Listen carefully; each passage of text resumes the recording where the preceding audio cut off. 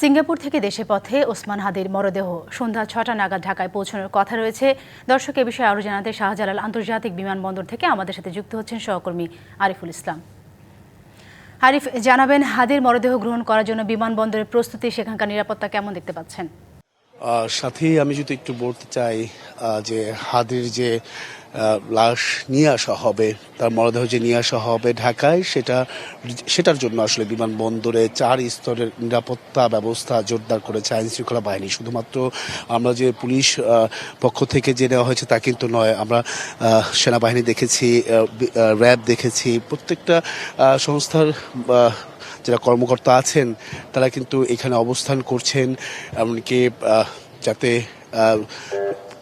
সুন্দরভাবে ভালোভাবে সেই মরদেহটি নিয়ে যাওয়া হয়, সেই ঢাকা বিশ্ববিদ্যালয়ের কেন্দ্রীয় মসজিদে নিয়ে যাওয়া হবে। এখান থেকে আমরা যেটা জেনেছি, ভিজি 585 এই ফ্লাইটেই করেই তার মরদেহ নিয়ে আসা হচ্ছে।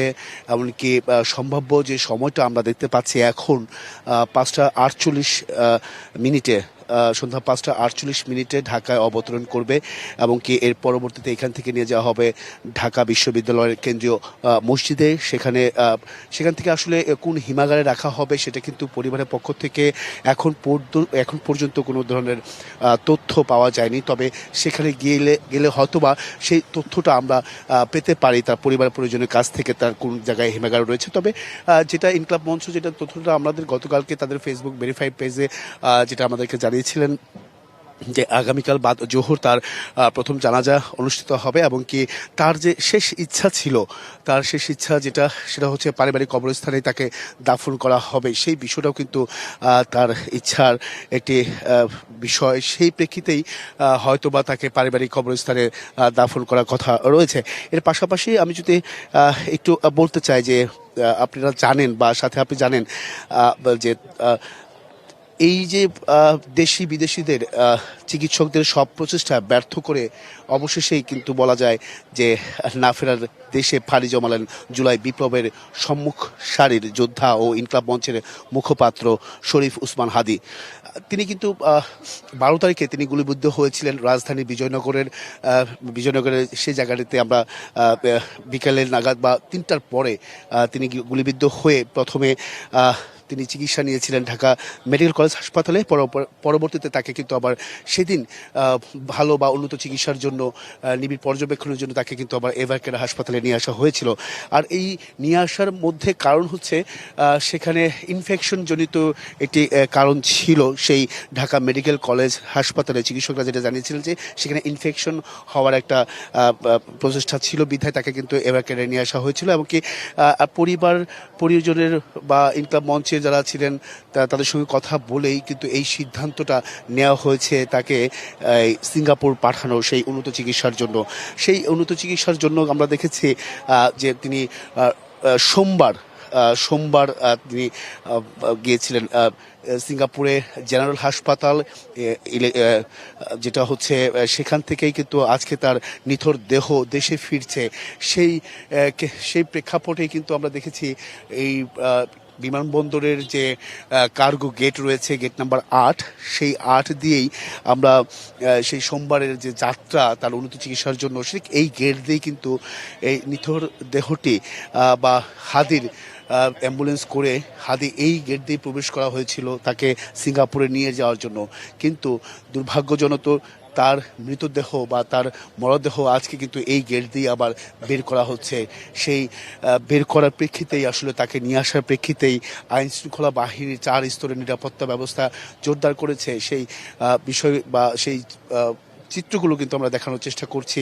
এখানে সেনাবাহিনী মোতায়েন করা রয়েছে এপিবিএন এর পক্ষ থেকে, নেভির পক্ষ থেকে আছেন, এমনকি র্যাবের পক্ষ থেকে আছেন, অন্যান্য পুলিশের সদস্য যারা আছেন।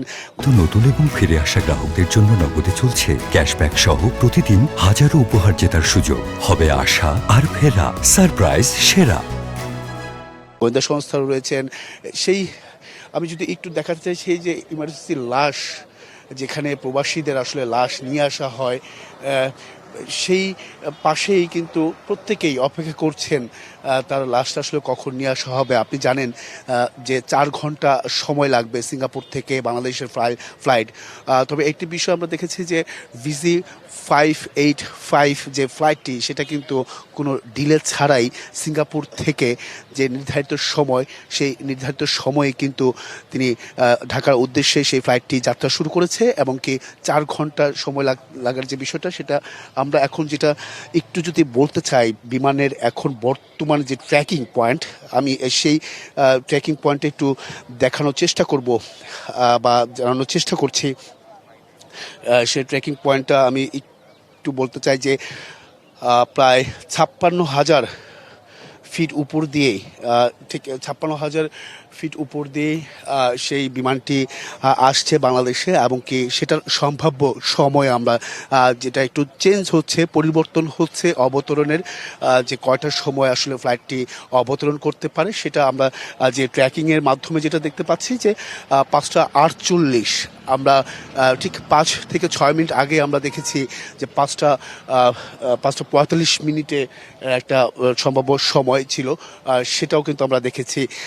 তো সব কিছু মিলেই আসলে প্রত্যেকেই অপেক্ষা করছেন হাদির মরদেহ দেশে ফিরবে, তাকে নিয়ে যাওয়া হবে।